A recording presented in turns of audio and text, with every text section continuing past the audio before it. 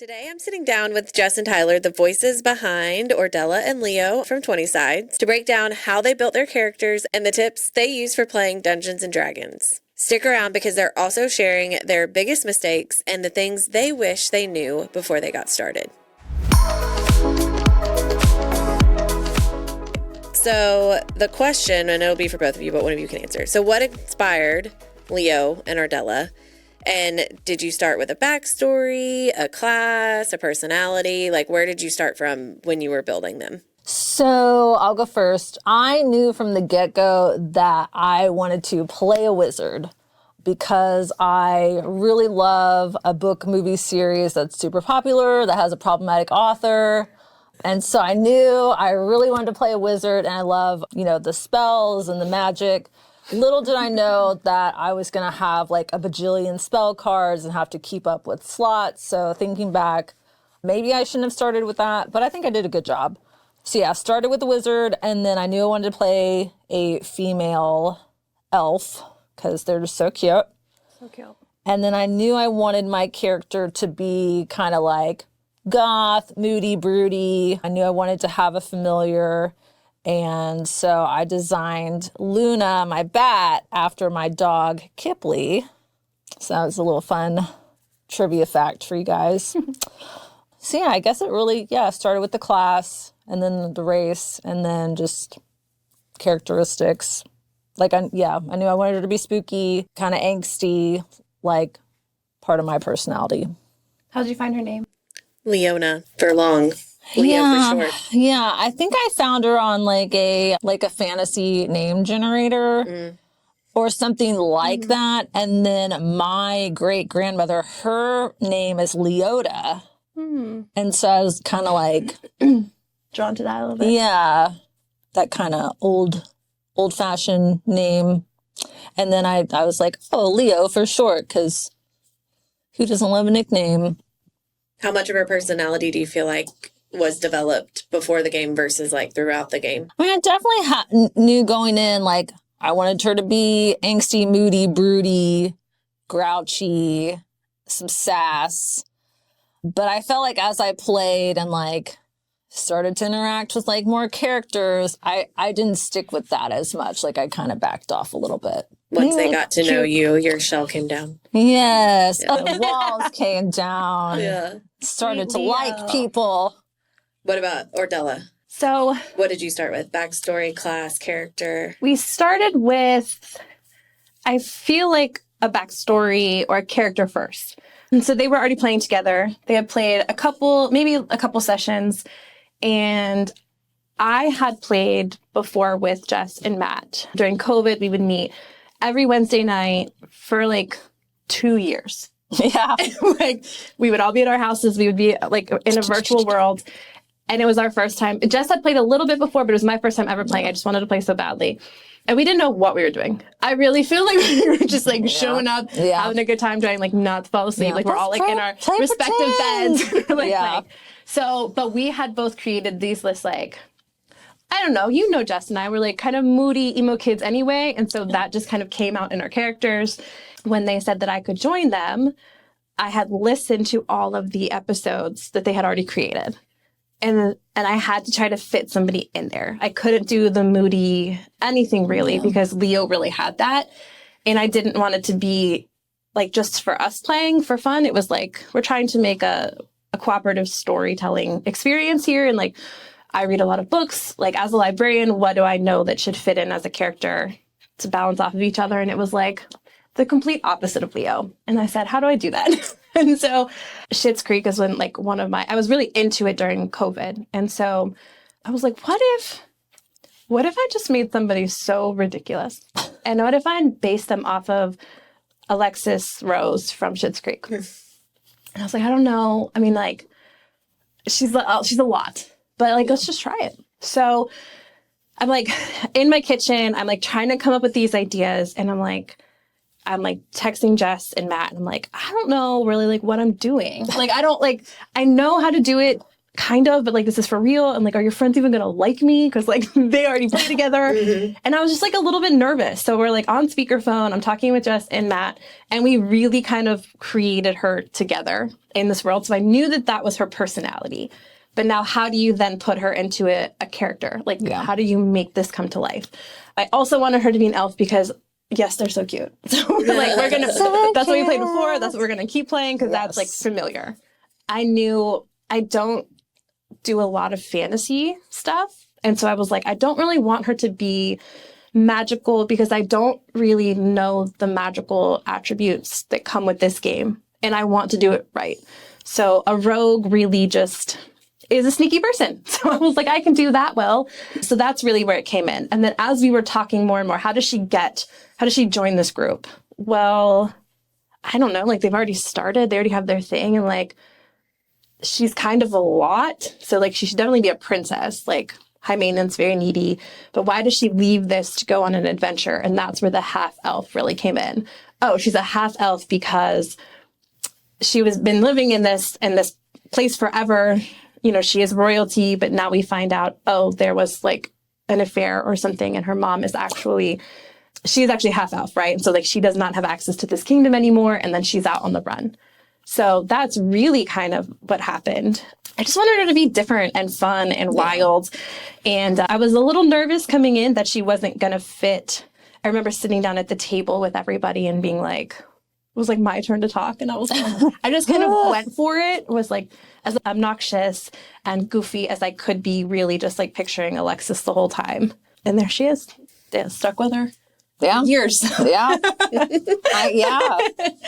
Did you choose your subclasses from the start? Yeah. I think that was like the first thing that I like chose. Because you chose that first, yeah. And because of like Leo's personality, I kind of looked at like the school of wizardry and I was like, necromancer.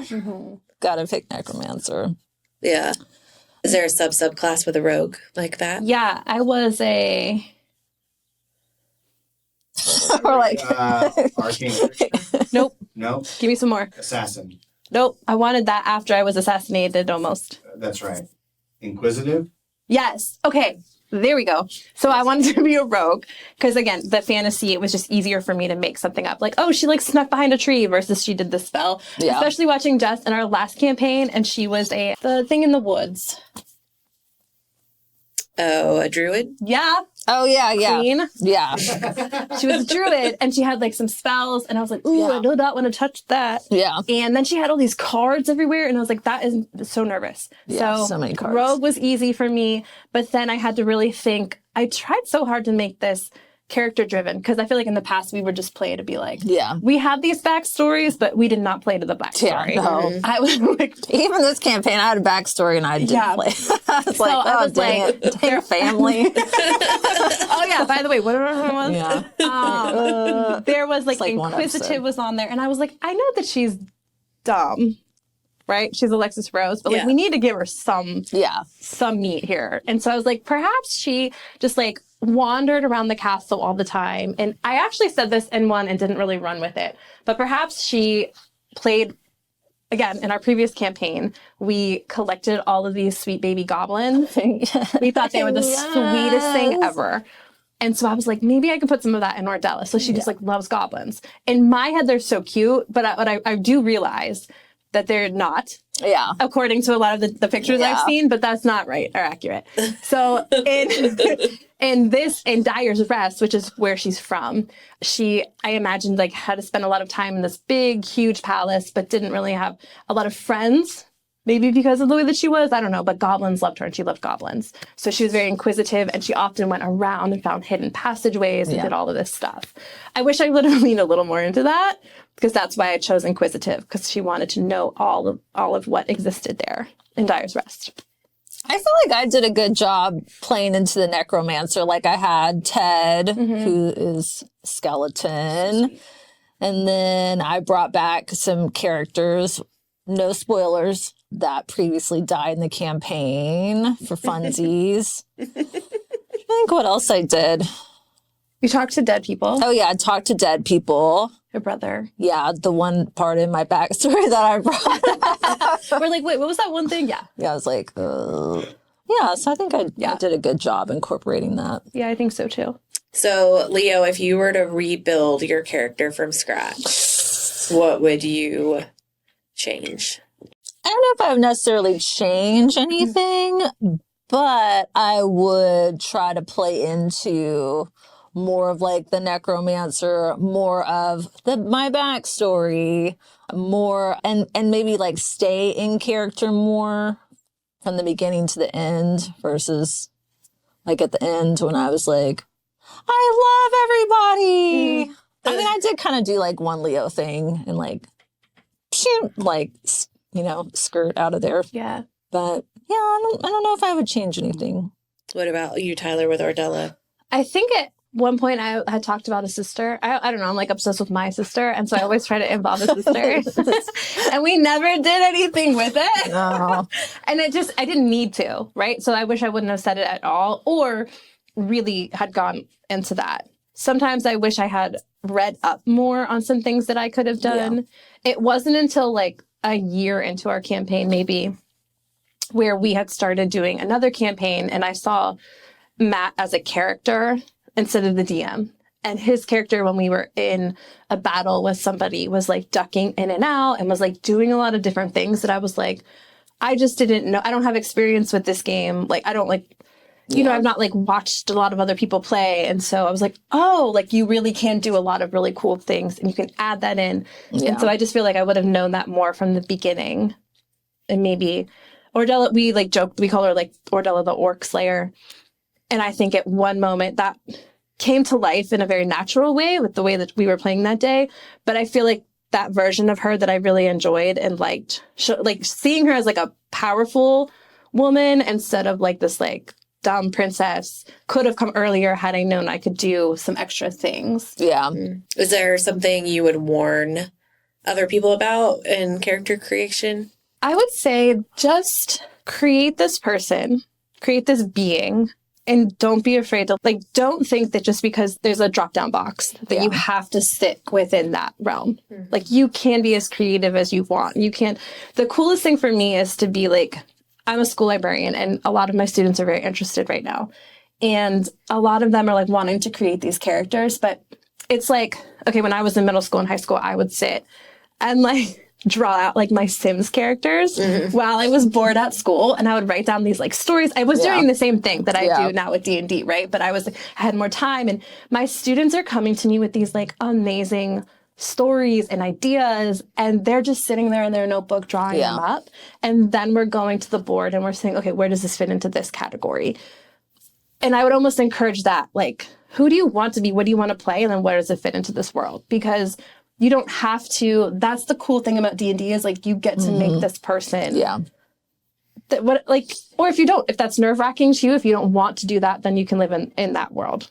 I don't just try it. Be inspired by things. Like, I know a lot of times Bobby will say, I can't believe like you came out with a rogue that was like Alexis Rose. Because like that's just not what people do. That's like so like out of the lines of what people traditionally do. And I had no idea because I was just making something I wanted to make. I was like, cool. That, you know, that was normal. It made sense to me. Yeah. So yeah, just do whatever you want to do.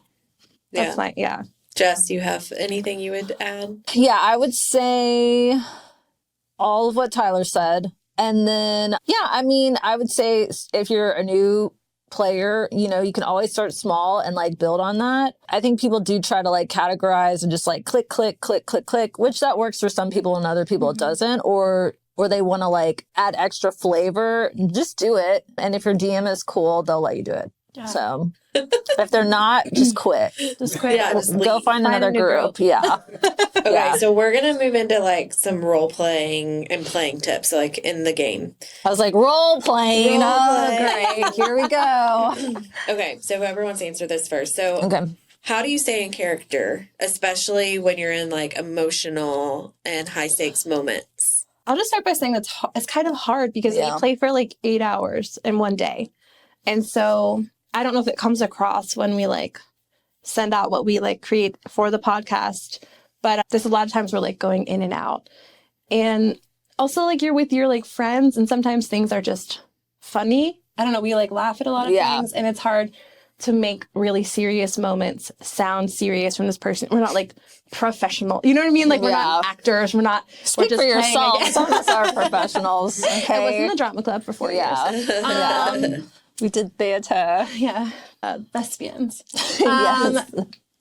I don't know, like, I thought Jess did a really good job of, like, her Leo voice. Like, you knew when we were on with Leo. And then it was hard because Ordella's voice was just kind of like mine, but, like, more annoying. Or, like, sometimes maybe just mine. And so I was like... That's that's kind of how I felt about Leo. But I think for me, like, I just tried to, from the beginning... just always be in character. Even if I was asking a question, I would just like try to stay in character. And then like during the emotional parts, I mean, I really can only think of like one time where like Jess would have done something different for her friend, and said character was like, do what Leo would do. You have like, what would Leo wouldn't do that? And I was like, and so I had to like, I made like a different decision. Yeah, I did try to, because that's where I guess I was trying to go back into the stay with your backstory, is like, try to remind myself that like Ordella's supposed to be this inquisitive rogue. So whereas I want her to look like she doesn't know what she's doing, you still created her to be inquisitive and like look and go deeper into things, like try to balance that out. So it just felt hard sometimes of like, what would she really do? Yeah. Do you have any tips for like players who are nervous about role playing?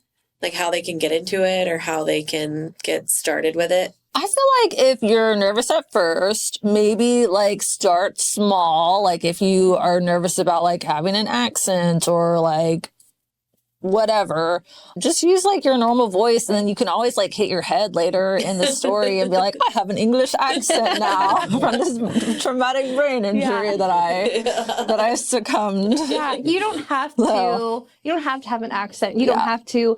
I think one thing when we were creating our second round of characters, we were saying like, what do they sound like? What's their table voice? And then they reminded us like, you don't have to have one. Yeah. You know, their personality come out. But I think that if you're nervous to play and role play, I would really encourage you to start with people you feel comfortable with. Yeah. Like that first group, like you don't have to go to the local gaming store and like just join in. Like find two other people, start small, feel comfortable in how you're doing, because really at the end of the day, this is a game that you are with your friends. You're making up a story together. It's all very collaborative. Yeah.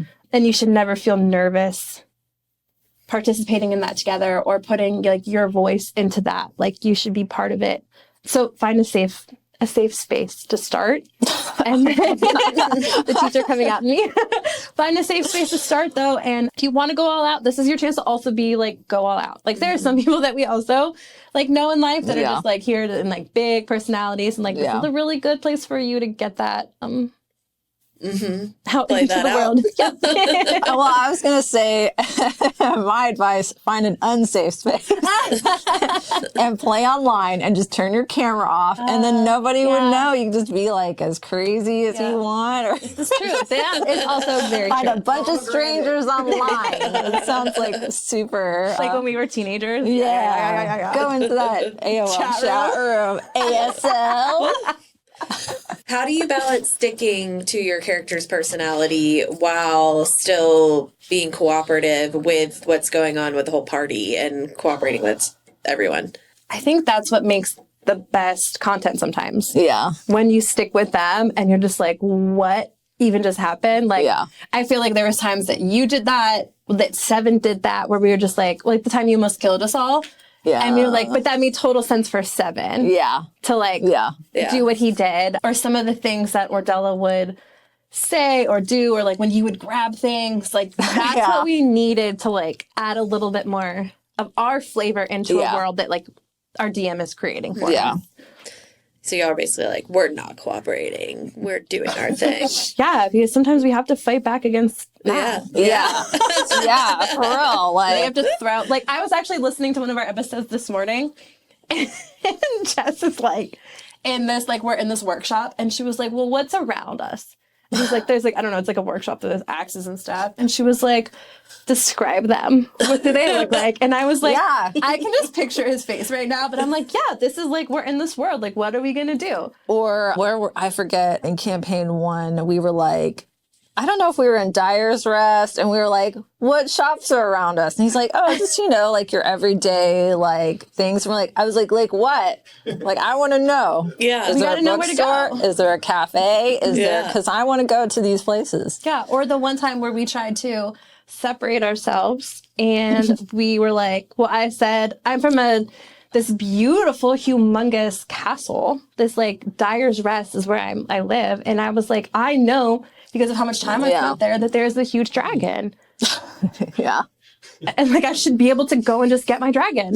And I was like, what are you talking about? And I was like, yeah, there's like a part of Like, that's this. canon now. Yeah, on the back, like it's this mountainous, beautiful, and I wanted there to be water because like, whatever.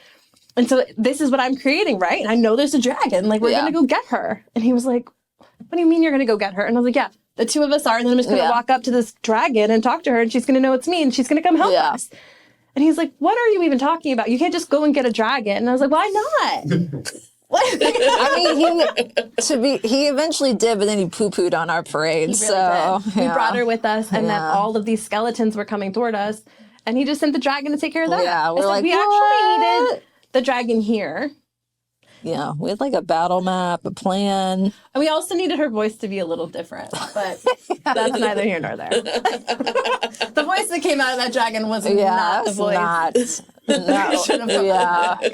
Not how you described Trixie. Trixie. her. Trixie the goat.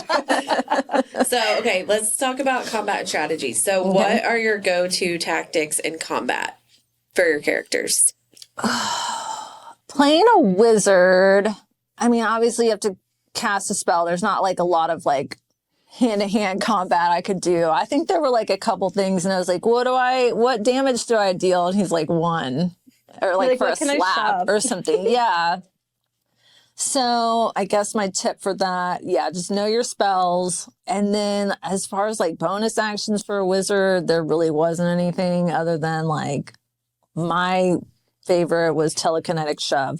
But even with that, I tried to flavor it like different. Like I would try to like use the shove to either like pull or push like someone into something, or telekinetic shove this object onto. So, yeah, I guess shout out to the DM for letting me do that, flavor it different, which I feel like, this is not a question you ask, but I feel like making a mental note, and for everybody and for myself, I need to like flavor campaign 2, like my own stuff, like if I want to do like a cool combat shing, I just need to flavor it myself more. Yeah. I think, So make note of that. Put a pin in that. yeah. Off the rails. This is where I get off the rails, people. Yeah. So again, I think that's kind of why I chose a rogue. Yeah. To have an easier, just like, this is what I'm going to do. She's going to take her crossbow. We know that she's going to take her crossbow. Yeah. But the more powerful she gets and the stronger she is, the more she was able to, like how many times she was able to go, or with the bonus action. And then I picked up this like crossbow that was called True Sight, which I just didn't know that True Sight was a thing. Like I do now. I thought it was something Matt made up. So again, I should have done some more research or studied some more or Googled it at all, but I didn't. And so I didn't know how powerful it was. And then there were times where I could add poison to it or did not and then I didn't really think, oh, you shouldn't put poison into this one thing because it will not have an effect on whatever power they have. Yeah. So I had to just think, and I eventually got it. But still, probably towards the end, I didn't, because there's still lots of times where I had like, okay, here's a bonus action. And then because you did this, now you get to roll 18 die, but now you can only roll 2 die. And I'm just like, and also I can't do math. So like, I just was like looking at the boys the whole time, like, what do I do? Or like actuary Bobby, what is our total? Yeah, what do I do here? But I think it really was that point where she became like the orc slayer, that I was like, now she's ducking in here and now she's climbing up here to shoot. And I did feel I had a lot of fun with that. Like there was one point in the campaign where we were battling this big guy. It was like the first time we were doing like the Nightmare Rider, I think. Yeah. And I was like, I'm going to just go on this tree really just to get a better view of it and whatever. And it ended up being that when it stomps, or one of the moves it can do is like electricity comes throughout the whole ground. And I was the only one that didn't get electrocuted and suffer damage from that. And I was like, dang, like I did that. Like I started to feel more confident in using whatever nature was around me or whatever buildings were around me. Which I guess if you listen to the end, it didn't really work out in my favor. Spoiler. I feel like I was the opposite, because like you were able to like do all these things and like roll all these dice, and I would cast a spell and they'd be like, okay, so can I like do this now? And Matt would be like, no, that was your turn. I'm like, wait, well, can I have this? He's like, no, you can do your bonus action. I was like, well, can I shove this thing? He'd be like, no, that's not how this works. I'm like, oh, well, then I'm gonna like move over here. And he's like, no, you can't. You've already used your movement. And I'm like, what the heck? Yeah. Or I'd be like, I'd cast like fly on myself, and I'd be like, what do you mean I can't just fly and like cast a spell at the same time? And he's like, no, you can't. I'm like, what the heck? Yeah. And wasn't your bow called Windstalker? Yeah. Why did you call it True Sight? Well, it had True Sight. Yeah. I was like, wait a second. Well, your crossbow is not called it was True called Sight. Windstalker, but it had, but I didn't know what that was. You know what I mean? That's Like true. I still don't know what it is, so. So like I just Off the rails. fucking know. Yeah. So, but I do think something I'm trying to do more of this campaign, and I guess if we're giving advice for people, is you just have to know your own character. Just know your own character, and it's not scary or intimidating.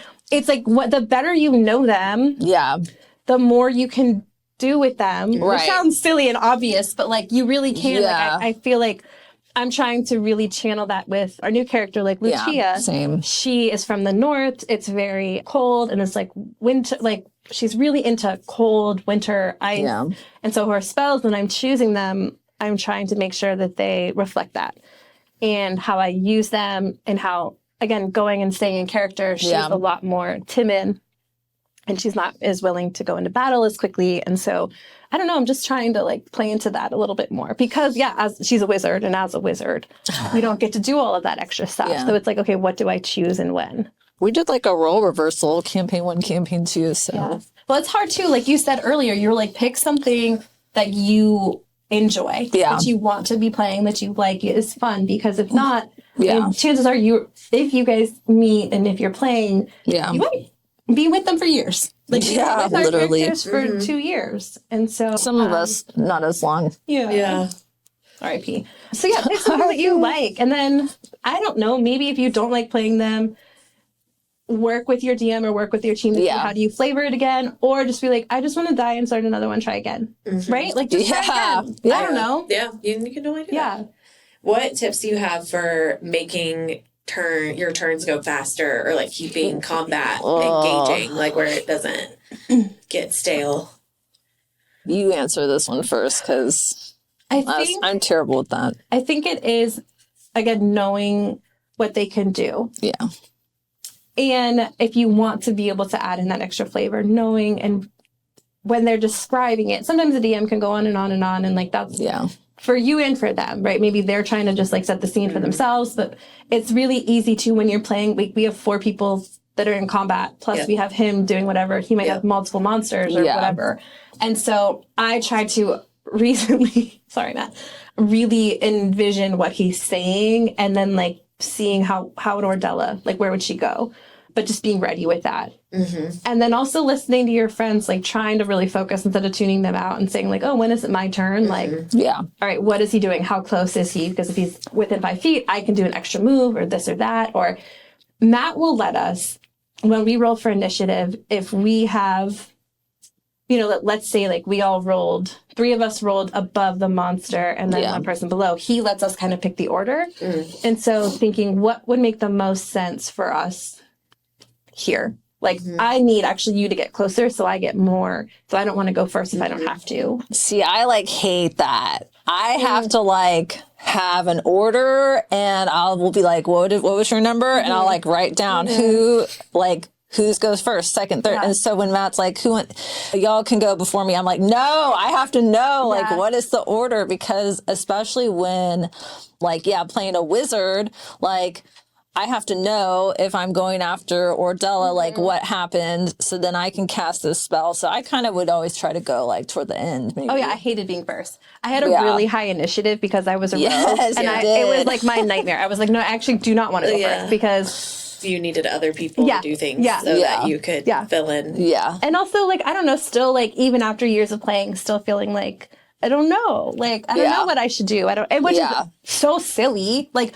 we do know what we're doing. We do play all the time. Like, I think it's just, like, making sure that you feel confident. I just need to be a little bit more confident and say, this is what I'm doing. Yeah. And I feel like for campaign 1, I mean, Bobby being the barbarian, like he had just like a few things he could do, but he did them well. And so he'd be like, I'll go first. Boom, you know, you know, we're like, okay, so now he's there and like the monster's there. And then you would like come in and be like, oh, I can do sneak attack now. And they'd be like, okay. And then, you know, like 7 would kind of go toward the end too, in case he needed to like do some healing stuff. But yeah, it was like, okay, I need y'all to go first, so then I can cast like this, like, you know, orb and get this guy, or cast lightning bolt and hit like this person, this one in like a line. So, but yeah, I like palms are sweaty just thinking about like, oh, y'all rolled higher than me, just go chaotic. I'm like, no, I have to have a list, and I have to write down everybody's numbers, like hit points.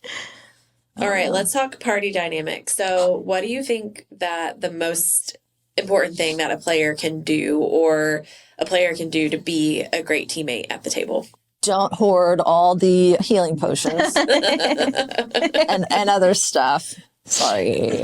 But that was that was part of that was part of her. I mean, it's not like we used them anyway. You know what I mean? That's true. Yeah. I mean, we could have used them a couple times. But then again, it was like, oh, that would be your action. I'm like, well, no, I need to use my action for something else. So yeah. But afterwards, I guess after stuff, people could have drank up while they short rested. But yeah, I think it's neither here nor there. It's like in the past. No. To be a great character, I think, or to be a good team player, I really bring it back to like the collaborative storytelling. Yeah. And I think it's just giving everybody a space to have their voice. Even if, and also if you're a character, don't be afraid to use that or speak up. Yeah. I remember we were at the end of the campaign in this really major battle, and it truly was like cinematic. Like we were at this very pivotal point. And even though I wasn't, I don't know, spoiler, I just felt like everyone's voice was heard. And I thought we did a really good job, again, as a teacher, seeing like our group work coming together and like everyone having a voice. Project. Yes. And it wasn't even like we all agreed, but we felt like we were able to say like, actually, I think that this should happen. Yeah. And Philip had a couple of things to say and we're like, that's just not right, but we'll hear you out. Like what needs to happen for our team is not that. But I don't know, I just feel like you need to give other people a chance. There's nothing worse than somebody who's hogging all of it. And even though at times we felt like, I don't know, like I think Leo really was the center of our last campaign. And it's not because she like hogged anything. It's just because like that story was driving us to make so many different choices. But we were all supporting each other and like, I don't know, we all had a voice. Even me new coming to the table, I'm like, to people who have known each other for 40 years. Literally. Literally. They let me come in and like have a voice, and that mattered. Yeah, I think those are great. What do you think makes a great dungeon master? I would say someone that is open to your suggestions, whether it's like your character build or like how you want to flavor something, is flexible within that sense. Yeah. Who knows the rules, but also like will let you do really cool. Who knows the rules, but also isn't afraid to start without knowing all of the rules. Yeah.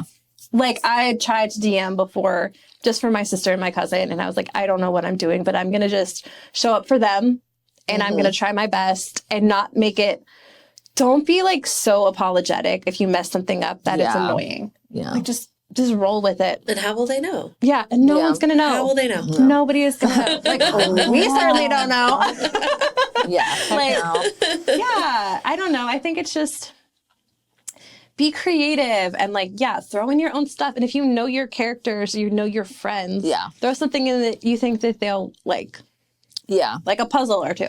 Yeah. Right. And I think that's what, like for campaign 1, like Matt knows that I like skeletons and so I was like immediately like drawn to Thormir, like loved Thormir, loved that whole like storyline. And so, yeah, I think Leo was more pumped, whereas like campaign 2 is maybe a little more like puzzly. And I mean, I think I like that too.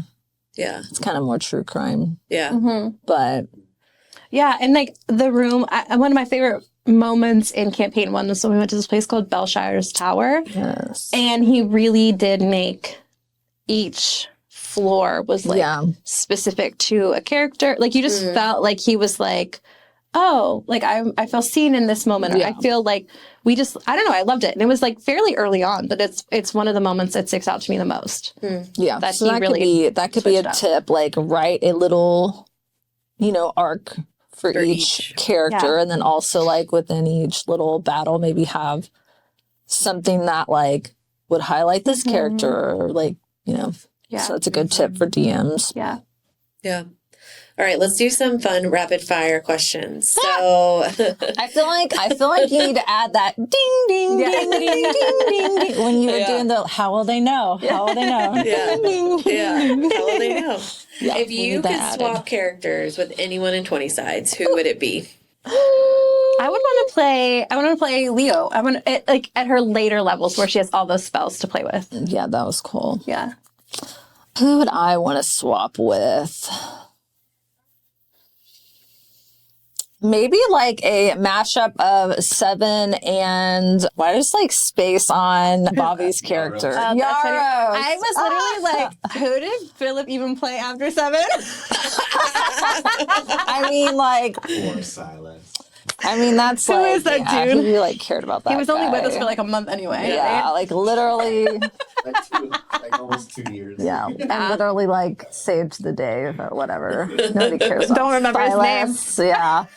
No, I think I would do like a mashup of Seven and Yaros because I feel like that's kind of my character that I'm playing for campaign 2. Very nice. Yeah. What is the most ridiculous thing that your character did in campaign 1? Oh, Lord. I feel like I started to go back and like listen to campaign 1, and there was one part where like we were in this dungeon and there was like an orb and then this like swamp like water monster came up, and I was like didn't have hardly any spells, and so I was like I'm just gonna use my mage hand to like scoop it like try to like scoop the water like a bucket. Did it work? I think so, yeah. Took 5 hit points. Yeah. Yeah. I guess mine is also like similar. There was like a bunch of mind players in like somewhere, and I was like, we needed to get some like rose water or some kind of water. And I was like, yeah, I'll just sneak in there. Yeah. Like no plan of what happens if it went awry. Yeah. And it was very successful. But who knows what could happen? I was all by myself. I'm trying to think of like some other like off the rails moments. Ordella tried to hide in a barrel. Oh yeah, and then he found Oh. Hide in the barrel? Yeah. He's like, all right. And then he tried to blow up the barrel. Yeah. Oh yeah, that was so lame. He like grabbed me out by my hair or something. Yeah. Oh yeah. I feel like stupid stuff like me like lighting the little like Cobalt's lair, just being like, I'm just gonna light this on fire. Whoosh. Fucking Niblet. Is there a section on Niblet here? Dude, that We need to, like, Niblet say was some like keys. the true big bad evil guy. Never forget. Like forget Thormir, Niblet. Niblet like really did some emotional damage. He really got us. All the trinkets. We just He was just so cute. Well, it's because he had Slogs' voice. yeah. He sounded like I don't know Slogs. if Niblet was a girl or a boy. I guess it doesn't matter. But yeah, all the trinkets, all like being tiny, and we were just like, oh, Niblet! We love these little baby dragons that are called kobolds. All your little pets. Yeah. Wow. Really took me back. I don't know if I can finish. I know. Tears start. How would you describe Leo and Ordella in 3 words? Spooky, moody. I don't know. I don't know. Yeah, I got a little soft, so yeah. It's so sweet. Chewy then. 'Cause that's like not hard or soft, so I got a little like chewy. a chewy chip ahoy cookie. Yeah. Brave. I think she was very brave. I think she was a little bit high maintenance. And I think that she was, but I think she was, gosh, I don't know. She would like wanted to be friends with people, like friendly, but was she like always so friendly? No. Yeah, I don't. Not the silence. Yeah. Oh, I would say that she was loyal. Yeah. If Leo and Ordella could have a theme song, what would it be? Oh, man. Wait, that's so cute. They were really cute. I loved watching them and their relationship. Really, like, it's funny and it's hard because like Jess and I are such good friends in real life. Yeah. And then for her at first to be like, oh, what's going on? And Ordella just to be like, oh, what is this weird girl? Yeah. I think that organically they became friends throughout their time together. Yeah. But they're kind of like the Wednesday Addams and the other girl from Wednesday. Enid. Yeah. Or what? Enid? Yeah. Yeah. What would their theme song be? If they had And a it could be theme song Leo's theme song together. and Ordella's theme song, so you could have separate Okay, theme let's songs. see. I feel like together, is there like the Simple Life theme song? I feel like that would be like Oh my gosh. for their own show. What was the Golden Girls? Thank you for being Yeah, that's always the theme song for everybody. I remember, oh my gosh, we used to watch The Simple Life. Dana and For Leo's like individual, like if she had a theme song. I mean, there was a song that I kind of like wrote her off of by a band called He Is Legend. Is this it? This is not them. Let's see. Ordella's would be like, gosh, it'd be like Stronger by Britney Spears. Yeah. Stronger. I feel like, okay, let's see. Yeah, that's tough. Probably like a Billie Eilish song or something. Don't sue us. Yeah, don't sue us. Well, thank you guys. That was awesome. Thanks for sharing all your wisdom and Thanks for hanging with tips and character fun. And we'll see you guys next time. Thank you for having us. Off the rails. Out. You're out.